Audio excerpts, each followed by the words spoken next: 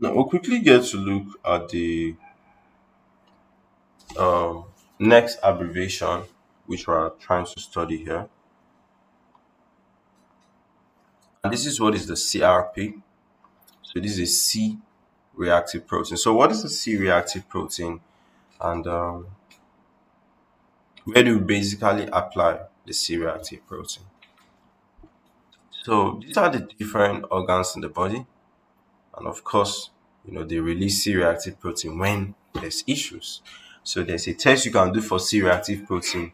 If the levels are high, of course, you are suspecting that probably there's an issue. Okay, so just so you know, it's a protein made by the liver, and its level usually goes high when there's inflammation. So it's part of the body's what acute phase response to inflammation. So if you have any inflammation in the body, this C-reactive protein, the levels usually go up.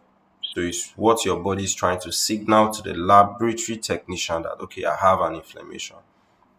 So it comes in when there's infection too, when there's injury too, when it's a chronic disease. So it's an acute phase protein. It's produced in response to cytokines, that's the interleukin 6, and it helps to activate the immune system and mark cells that are damaged for or pathogens so that it can be cleared from the body.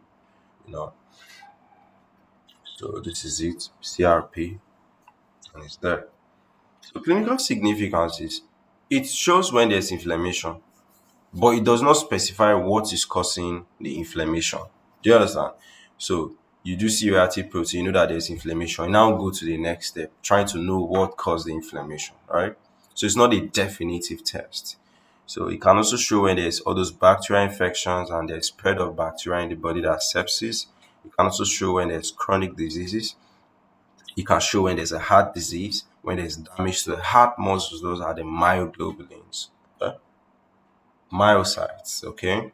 Then post surgery, after surgery or a lot of trauma to your body, it gets released too, you know. So testing.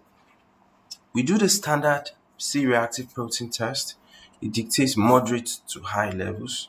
We have the high sensitivity C-reactive protein test. The interpretation, normally the level should be less than 10 milligrams per liter. So when there's mild elevation, you are knowing that there's a chronic disease or viral infection.